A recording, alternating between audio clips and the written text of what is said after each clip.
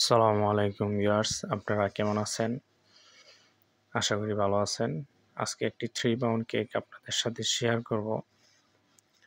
প্রথমে আমি 2 পাউন্ড আর উপরে 1 পাউন্ড দিয়ে নিয়েছি। তো কেকটা আমি মাঝে না বসিয়ে একটু সাইডে বসিয়েছি, কারণ এই পুতুলের ড্রেসটা মিলাতে হলে একটু সাইডে বসাতে হবে। তো স্টিকারটা আমি লাগিয়ে নিয়ে ড্রেসটা দিয়ে নিয়েছি। খুবই একটা কমন কেক।